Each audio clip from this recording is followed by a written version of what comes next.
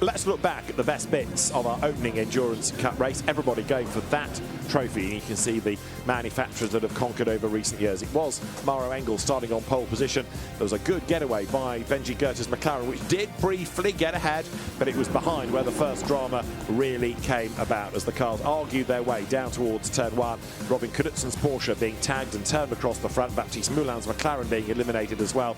Dean McDonald then got caught and spun going through turn 2. That car still recovering from its spin to finish in 5th position.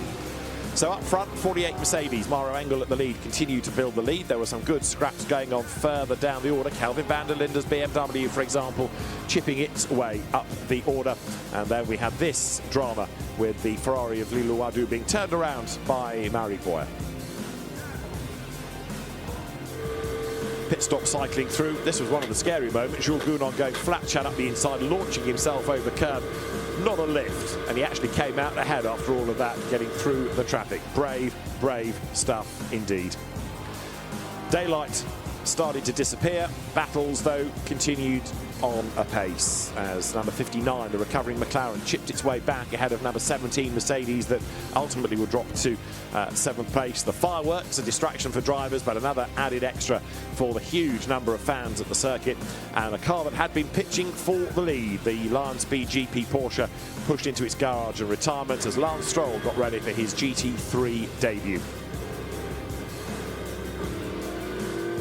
On track, battles still raged, but for the number 3 Mercedes, problems. It was losing ground, and then there was further drama. Dan Harper having to avoid a spinning Tommaso Mosca, tagged into it by Thomas Drouet. All of this overseen by Max Verstappen, whose face didn't give much away, but the pace of his Mercedes was starting to evaporate and places being lost. Jules Gounon driving, feeling under the weather, but then Chris Lullen and Danny Junqueira struggling with the balance and the handling of the car late on. We then had a full course yellow, which converted to a safety car when we went racing. It still looked as though Lucas Auer had enough in hand, but Nicky Thiem had other ideas. He was quickly through the traffic.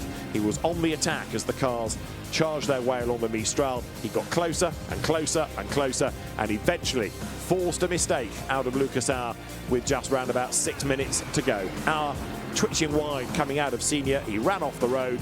The door was open. Through went Nicky Thiem into the lead of the race. Auer tried to fight back. He was 0.8 of a second behind at the very end, but it was enough. Honours to the Aston Martin. Nicky Thiem, Mattia Drudi, Marco Sorensen victorious in the first Endurance Cup round of the GT World Challenge Europe 2026 season.